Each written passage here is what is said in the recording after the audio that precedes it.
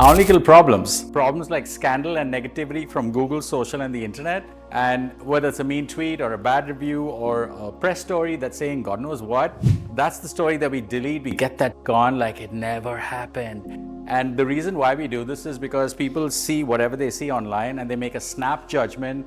And then when they see that, they think the worst of you. And that's a wrong that needs to be righted. And that's why I do what I do. The people that I'm looking to meet are trusted advisors of millionaires and billionaires. And the other group is marketing and PR people that white label me for what I do because I help them look good to their clients. Just like rich people do dumb shit who have the budget to do this, or PR companies. But how's it work with both? So the one, like the millionaires and billionaires or whatever, they're coming through direct? No. So I'm working with their trusted advisors. So their trusted advisors are their chief of staff, their executive assistant, their publicist, their coach, their marketing and PR person. So my protocol, my onus is to make that trusted advisor who already has their confidence aware of my existence. So that when the person says, oh my God, the haters are hating, then the person says, oh, I know a guy. And then they contact me, I get it taken care of, and then everyone's happy. Let's get into the PR companies. Sure. So the PR companies are mostly focused on doing press releases, doing press conferences, getting into Forbes, like positive PR. And we do some of that as well. But the part that most PR companies are not equipped for is the crisis communication or like getting deleted. So that's the part that they're not equipped for mostly. But I've done like a lot of testing and I found that I partner best with marketing companies, like companies that do websites and SEO and social and that sort of thing, more so there than with PR companies. Because PR companies look at me as an adversary and not an ally, but the marketing companies look at me as a BFF. I'll tell you, it's a very simple thing. We know people at the platforms that we leverage to deliver outcomes. That's how we do it. You know people, platforms that do it. Yeah, so it's like I know people at Google.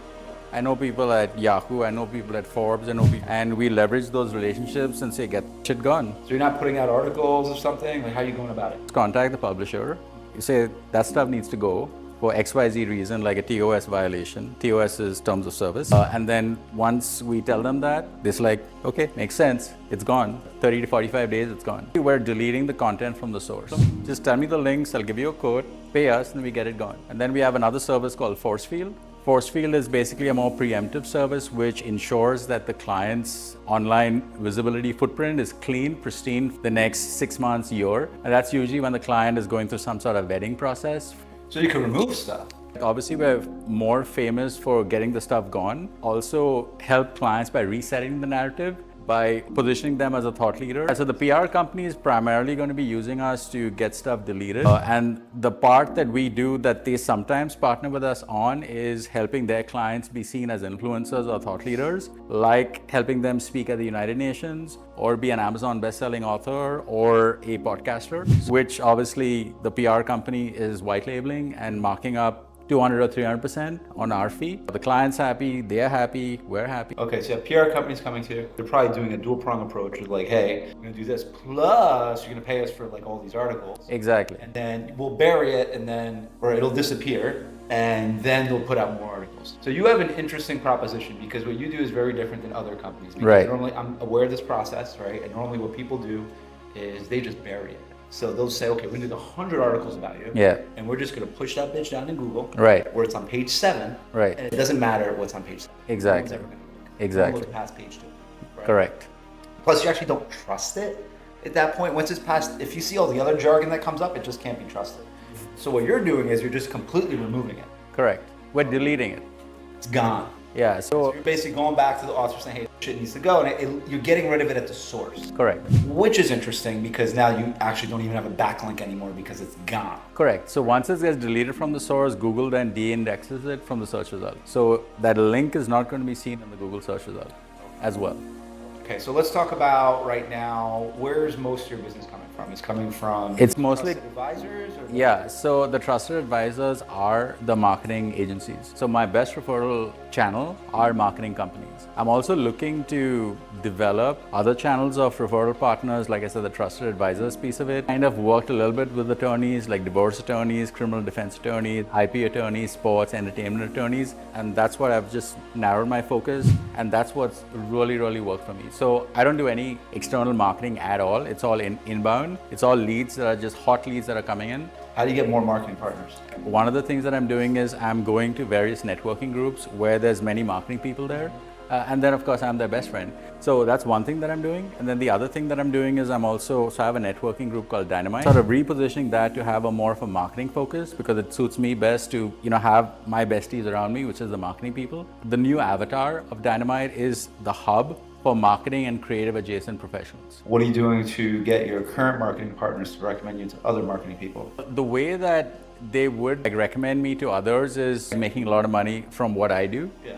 And I ask them, hey, do you know someone else? The reason why they choose us is because we're super chill, easy to work with, fast results. That's what the lightning bolt stands for. Results at the speed of thought. Yeah. The referrals are coming from existing channel partners. So I actually had a question that I wanted to ask you. Ask it. So I'm exploring, looking to meet with chief of staff, executive assistants of CEOs, people in the public eye. So my question to you was more so about, do you have an idea as to how I can is there some sort of strategic way of reaching out to the chief of staff of, let's say, the Fortune 50 companies, as an example? What are your thoughts on that? And do you think that's even like a viable approach compared to what I'm already doing that clearly is working? Right. So you have the marketing companies you're dealing with, and then you have the trusted advisors. Correct. Trusted advisors, Correct. Right? Yeah. So for marketing companies, let's check that box real quick. Okay. The other marketing companies are not going to recommend you for because they don't want to, you're their secret sauce, right? Oh, yeah. Okay. Till you start an affiliate program and you pay them money for those leads. That's the only way that's going to work. Right. So you pay them money for those leads. Throw somebody 20% of that person's first transaction, boom, they'll start giving you more leads. So you're using your current network, you're using your current network, right? Right. And that's free leads now, right? Correct. That alone could like upgrade your business by like 25%. Right.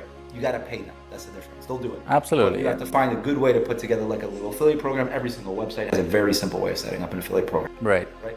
Cool with that? Yeah. Now, if we go to the other side of it, where we're talking about your, I guess, special client, however you want it. These are like the celebrities and those kinds of people. I can ask you the same question. How did you acquire them to start with? Coming from the agency partners. The agency partners. Yeah. Okay. Okay. So then once you get them, do they have handlers or something? Like you're not dealing directly with the celebrity. Sometimes. Okay, sometimes. But yeah. Sometimes you're not. You're dealing with, you have the marketing company. Yeah. And then sometimes they have a trusted advisor. Yeah. That's working for them. Like yeah. True, you know what I'm talking, like A-list people. Even if you're dealing with B-list people, they have someone that they're dealing with, right? Right. So that person probably represents other people. So it's critical thinking. It's like, okay, right. I'm not dealing direct. This guy here. Start doing your research on that person. How many clients is this person? Because that person got to you. It's getting complicated. That person got to you through the agency, right?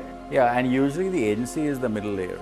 The middle layer, but then there's another layer because maybe you're not talking direct. You're talking to somebody either on their staff or someone external that they already use. Actually, the agency is the middle layer. Yeah. So usually that's kind of like the sequence of events. Presently, maybe the agency is working with their handler. Yeah. So you never meet the handler? Not at the moment, no. So if you do meet the handler, you know what to do because there's more than one. Sure. Most of these handlers handle multiple celebrities. Right. That person. Right. The agency, unfortunately, you just kind of have to figure out their process. Or a simple question: when you're meeting with these people, how did you find us? Because they might not even know you're not part of the agency. Can I just ask you a question? How did you find us? Okay. Throw it in there somewhere. It doesn't have to be official. Just be like, oh, however you found us. You just kind of keep saying that. You'll get an idea how they found them. Was it a Google ad? And then you could start kind of duplicating that because they're perfectly fine with working with you, right? So whatever you're doing is right. Right. Yeah. Right? Yeah. So that's how you figure that out. Instead of you just saying, oh, okay, let me just try to reach out to these people. The problem is with your business, they don't have a problem until they have a problem. Exactly. So it's kind of hard to reach out to these people if you don't know they got something going on. Yeah. But then you have to figure out what they're doing to market it. Right. Yeah. But it's a simple question. And if you get enough people, you keep asking that question, eventually you'll see a pattern and be like, okay, I'm gonna. If you happen to come up in the same Google search result they do, then hey, you do this. Why don't you see what they come up as, right? What keywords are they marketing against? Because that's going to get you the same business. Yeah, that makes sense. Time is up, my friend. Sir, thank you. Awesome.